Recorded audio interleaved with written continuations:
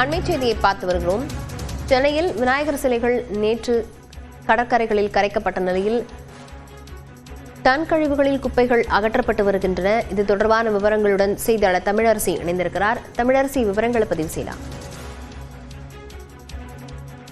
சென்னை மற்றும் புறநகர் பகுதிகளில் சுமார் 2000 விநாயகர் சிலைகள் வைத்து வழிபாடு செய்யப்பட்டன. இந்த சிலைகளை நேற்று ஊர்வலமாக எடுத்து சென்று திருவான்மியூர், பட்டினப்பாக்கம், காசிமேடு, திருவொற்றியூர் உள்ளிட்ட கடற்கரை பகுதிகளில் கரைக்கப்பட்டன.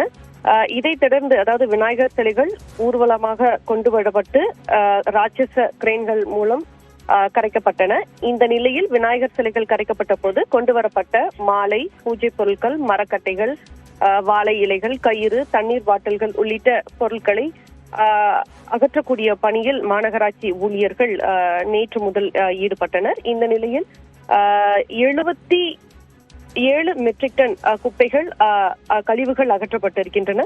குறிப்பாக மெரினா லுப் சாலையில் 22 மெட்ரிக் டன் கழிவுகளும், அதே போல திருவான்மியூர் 21 மெட்ரிக் டன் கழிவுகளும், பட்டினப்பாக்கம் ஸ்ரீனிவாசபுரத்தில் 20 மெட்ரிக் டன் கழிவுகளும், காசிமேட்டில் 8 மெட்ரிக் டன் கழிவுகளும், திருவொற்றியூரில் 6 மெட்ரிக் டன் கழிவுகள் என மொத்தம் 77 மெட்ரிக் டன் கழிவுகள் அகற்றப்பட்டிருப்பதாக தகவல் வெளியாகி இருக்கிறது.